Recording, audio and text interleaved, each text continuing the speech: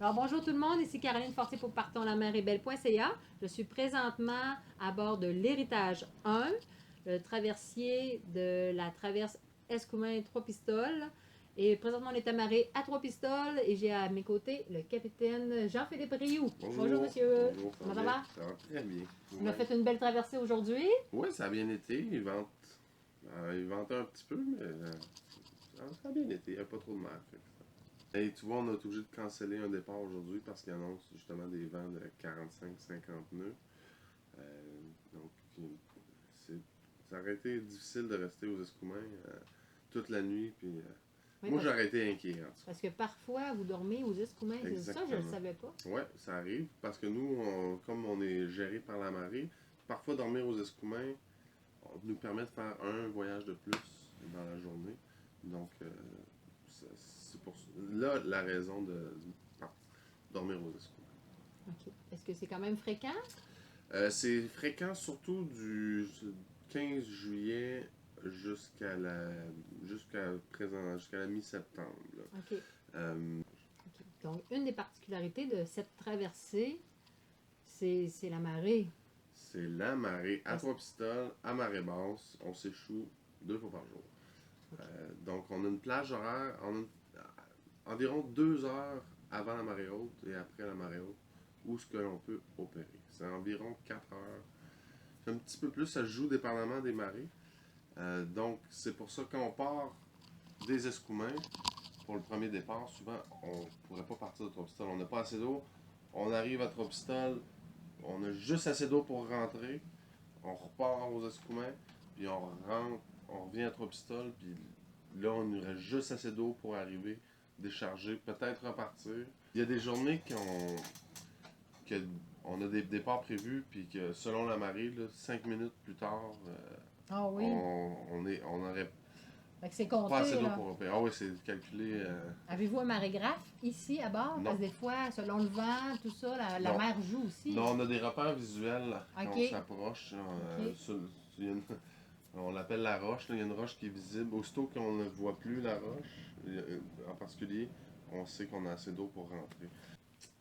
Moi, je fais mes calculs, puis je me laisse une marge de manœuvre quand même. Là. Parce que si on se met à jouer là-dedans, c'est là qu'on risque de manquer d'eau et de s'échouer. Mais quand on regarde sur le site Internet, on choisit notre journée, puis ils nous disent les heures de départ qui varient à tous les jours. Mhm. Et ça, je pense que c'est toi qui fais ça.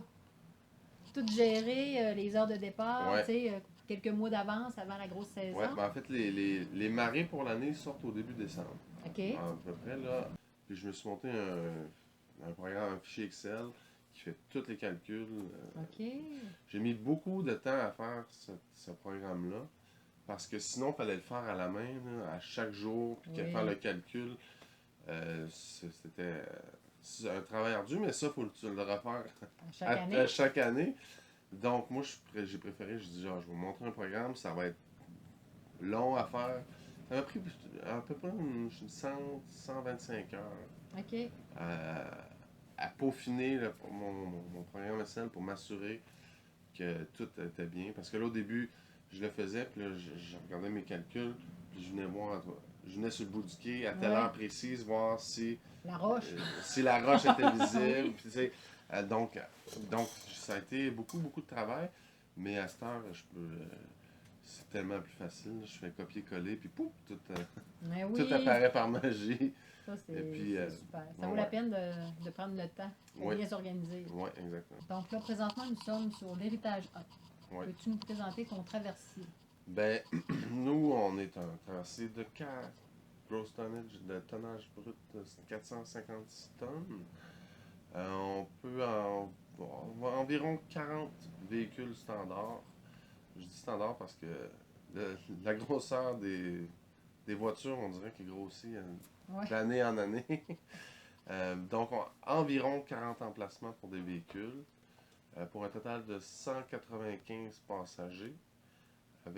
Habituellement, on est 9 membres d'équipage. On peut aller jusqu'à 10 si on passe un certain nombre. Si on passe un certain nombre de passagers, on doit avoir un 10e membre d'équipage qui s'ajoute. C'est un traversier à fond plat.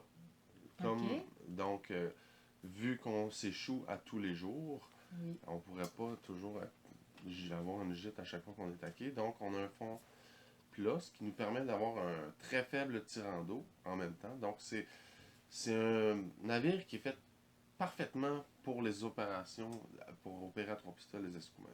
Il a été conçu sur mesure pour trois pistoles, et puis il fait très bien son travail. On a deux moteurs Cummins de 600 HP. On a un propulseur d'étrave à l'avant. OK. Il a été construit en chantier à Véro en 1973. Puis il est encore en forme. Les moteurs on vient juste de changer les moteurs. Fait que là, on continue de l'avant. Il y a deux moteurs sur Ouais, le bateau. ouais. Un gouvernail à l'arrière. Un gouvernail, deux hélices. Deux hélices. Euh, J'aimerais revenir sur les membres d'équipage. certainement. Capitaine, Ouais, premier maître. on a un capitaine, un premier maître, un maître d'équipage, un timonier, deux matelots, quelqu'un qui fait la billetterie, puis quelqu'un qui est au restaurant. Puis un chef mécanicien, bien évidemment. Puis un chef mécanicien. Donc, dans la salle des machines, il est tout seul. Oui. Puis vous avez toujours un timonier. Oui, on n'a pas d'autopilote, malheureusement.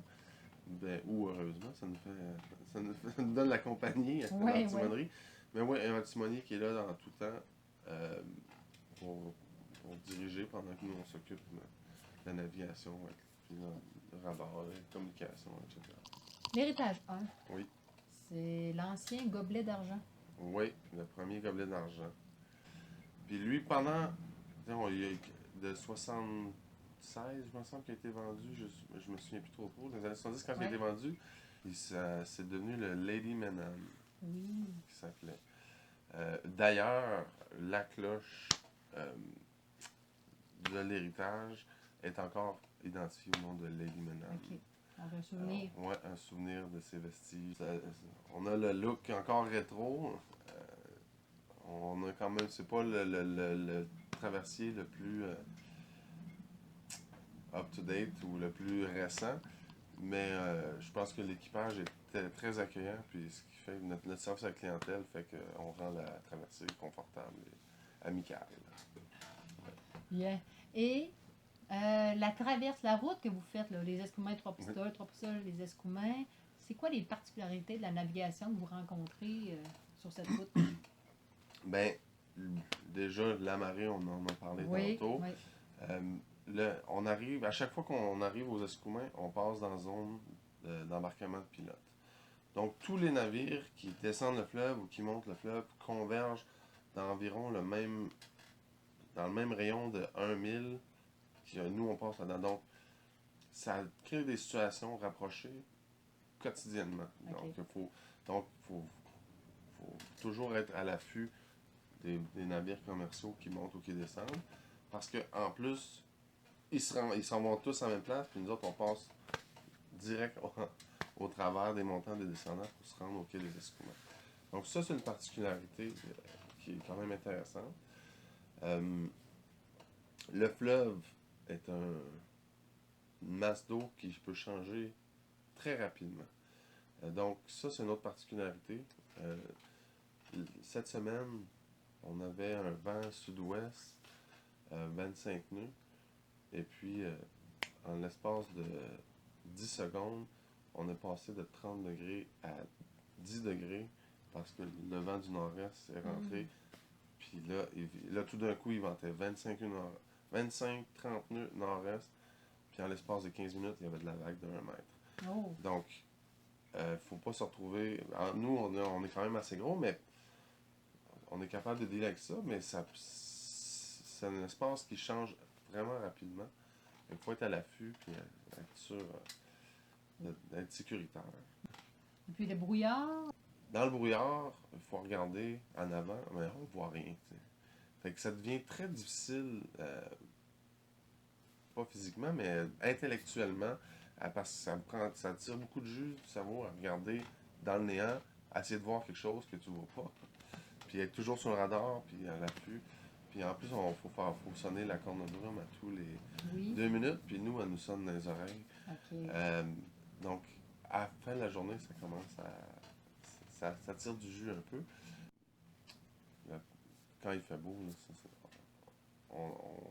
on voit des baleines assez fréquemment. En parlant des baleines, vous avez gagné un certificat l'année passée pour le rhum ou toi, peux-tu nous en parler? Oui, certainement. Donc, le ROM, c'est le réseau des observateurs des mammifères marins. Oui. Ça, c'est sur une base volontaire. À chaque fois qu'on voit un mammifère marin, on le répertorie. Puis après ça, on envoie les données à eux. Puis les autres, ils décortiquent ça. Et puis, ça donne des données pour les scientifiques. Parce que les scientifiques, des données, plus il y en ont, mieux c'est pour eux. Mais d'avoir un navire pour aller prendre des données, ça coûte énormément de sous. Tandis que nous, on passe, ça coûte pas plus cher. Ça me prend 10 secondes pour prendre les données. Je leur envoie, puis ça fait leur bonheur. Et puis, fait qu'on. Depuis l'année passée, chaque fois que je vois une baleine, on la note, on la prend en note. C'est la position, le nombre, l'espèce, etc. OK. Puis à la fin du mois, j'envoie toutes mes feuilles au ROM. À la fin de l'année, eux autres, ils me compilent, ils me font une compilation annuelle de tout ce qu'on a vu, qu'est-ce qu'on a vu, où on les a vus, etc. Puis là, nous, on les présente après ça. On l'a ici en bas pour consultation pour les clients, s'ils veulent. Là. Mais moi, à chaque fois que je vois une baleine, c'est comme je suis vraiment émerveillé. Ça nous anime. Ouais, ça m'anime. Mais ça change le quotidien. Je veux dire, il y a plein de monde qui me demande mais tu fais 3 pistoles escoumins tous les jours, 3-4 fois par jour, il me semble ça doit être plate à longue. Puis ça fait 4 ans que je suis ici, puis j'ai jamais eu 2 traversées pareilles. Premièrement, à cause des marées, nos horaires changent à tous les jours. Fait qu'il y a comme pas de routine qui s'installe jamais, puis on rencontre toujours des nouveaux gens. Les chargements, c'est jamais les mêmes, les conditions météo changent. Donc, il n'y a jamais 2 traversées qui sont exactement pareilles. Donc, la routine, je la vois pas. Là, pour moi, oui, on est à Trois-Pistoles aux Escoumins toujours, mais il y a tellement de choses qui changent à même le voyage que ça fait un trajet non routinier pour moi. Mais ton rôle de capitaine, c'est quand même pas juste la navigation. Tu es impliqué aussi dans d'autres tâches. Ben oui, comme la gestion, la gestion de personnel, trouver les gens, les engager, l'entretien du navire. L'engagement, c'est toi qui fais ça aussi? Oui, c'est moi qui. On passe les entrevues. Okay. Et puis on a quand même. Les gens passent ici. On est une des rares compagnies qui engagent. Parce que pour travailler sur un bateau, ça prend des formations d'urgence en mer. C'est vrai. Et puis, selon le règlement, on a 6 mois pour former les gens. Mais je dirais que 95% des compagnies n'engagent pas de gens qui n'ont pas leur formation, la plupart du temps. Nous, on est une des rares compagnies qui engage du monde, pas de formation. Une fois, comme notre saison dure 6 mois, on a notre 6 mois tampon période, donc ils font leur première saison ici, on les forme à bord. C'est sûr qu'ils ne peuvent pas avoir de rôle important dans le rôle d'appel, exactement. Cependant, on les forme, puis ils passent l'année ici. Puis si à l'automne, ils ont fait la job, puis ils ont aimé ça, ben là, on les forme pendant l'hiver pour l'année suivante. Mais souvent, ces gens-là, ils pognent la piqûre de la navigation, on les forme, puis ils travaillent une autre année. Puis ensuite, ben là, il y a plein d'autres compagnies. Là, ils ont leur formation. Fait que là, ça s'ouvre. Fait que là, souvent, les gens, ils s'en vont pour aller voir ailleurs. Puis c'est correct. Mais donc, moi, je me considère comme une pouponnière de marins. Ah, c'est bon. Ben, vous donnez la chance au coureur. Oui, exactement. Puis c'est bon pour nous, puis c'est bon pour les autres aussi qui ont continué à avoir. C'est bien parce qu'il y en manque du personnel. Oui, il en manque beaucoup. Sur un bateau, on est toujours prêt. On est toujours prêt. On est formé pour ça. Je dis toujours, quand j'engage mes matelots, je leur demande est-ce que vous savez, c'est quoi vos tâches principales sur l'héritage? Là, tout le monde dit ben oui, ça va être parquer les chars, m'assurer. Je dis non, la tâche principale, c'est de sauver des vies. Exact. C'est vraiment la priorité, c'est la sécurité de la vie des passagers, la nôtre et la vie du navire. Il y a des projets de rénovation, je pense, qui s'en viennent pour l'héritage 1 ou les quais, je ne sais pas exactement. Les deux, en fait, le quai aux Escoumins, l'hiver passé, au mois d'avril 2018, il y a eu une grosse tempête de vent nord-est, mixé avec des marées très hautes, ce qui a fait en sorte que il y avait comme une couche d'asphalte sur le dessus. Ça a complètement parti, puis le quai OK. s'est vidé, pas complètement, mais il a perdu. La structure est encore super solide. La seule chose qui manque, c'est pour remplir le quai, puis refaire la surface. OK. Donc ça devrait être fait cet automne, l'automne 2018, parce que si on passe l'hiver encore comme ça, à C'est chaque sûr. fois qu'il y a une tempête, on perd un petit peu de... Malgré qu'il a de été quand même contenu. rempli entre-temps Oui, là, de mais, sable et de mais roches. ça va Oui, toujours c'est ça. continuer à se vider. Pour ce qui est de l'héritage comme tel, on a de l'acier, comme ça fait 1973, on passe l'hiver dans la glace, on est toujours dans le fond, c'est humide, c'est dur à entretenir tout l'acier qui est toujours submergé. OK. Donc là, il y a certaines plaques d'acier qu'on va changer dans le futur. On va en changer cet automne sur le pont des véhicules. Puis dans notre prochaine cale sèche, on va changer encore un peu d'acier qu'on- qui commence à... C'est encore sécuritaire, Oui, oui. mais J'en doute pas. c'est le temps qu'on le change. Parce que si on attend trop tard, on va en avoir trop à faire. Là, Ouais. Fait qu'on en fait un petit peu tout le temps. Et puis, avec les nouveaux moteurs qui sont rentrés il y a 3 ans, nous autres, on essaie d'avoir une vision pour les 25 prochaines années, encore avec le même bateau, l'Héritage 1. Là. Donc là, il est rendu à 45 ans. On met à 25 ans, ça fait 70 ans. Bien entretenu, un navire, ça peut durer très longtemps. Oui. Surtout qu'à l'époque, lui a été construit en 73. L'acier de 1973 était de meilleure qualité. C'était l'acier canadien fait au Canada. Aujourd'hui, avec la mondialisation, souvent l'acier, il peut y avoir des aciers qui proviennent de Chine, qui sont un peu de moins bonne qualité, à meilleur prix. Tout est géré par le dollar de nos jours. Donc, si on entretient notre acier comme il faut, on est encore bon pour au moins les 25 prochaines années. Avec l'héritage 1. Avec l'héritage. C'est le but là, des prochaines années. Là. À qui appartient l'héritage? Ben, l'héritage appartient à la Compagnie de navigation des Basques, Oui. qui, elle, ses actionnaires, donc c'est une compagnie privée, dont ses actionnaires principaux sont les municipalités. Donc, Trois-Pistoles, Notre-Dame-des-Neiges, Escoumins et Spit, c'est les 4 municipalités qui se sont mis ensemble pour racheter la majorité des actions pour que la traverse continue. Parce qu'en 2008, il me semble que c'est en 2008, en 2005, le quai aux Escoumins s'est effondré. Oh. Donc, de 2005 à 2008, ça a pris 3 ans à refaire le quai. OK. Et donc, 3 ans pour un navire sans naviguer, ça coûte, sans revenus, ça a coûté cher. Donc, la compagnie avait des difficultés financières. Puis les investisseurs qui étaient là n'avaient pas le goût d'investir plus parce que c'est des montants assez. Mais les municipalités, eux, étant conscients des retombées économiques pour la région et des emplois, ils ont décidé de s'associer pour acheter, pour être l'actionnaire principal de la compagnie. Donc, c'est une compagnie privée gérée par du public. C'est quand même assez spécial. Donc, le navire appartient à tous les citoyens de la place, si on veut. Ça me fait revenir, dans le fond, au titre du livre d'Aubert Michaud. Ouais.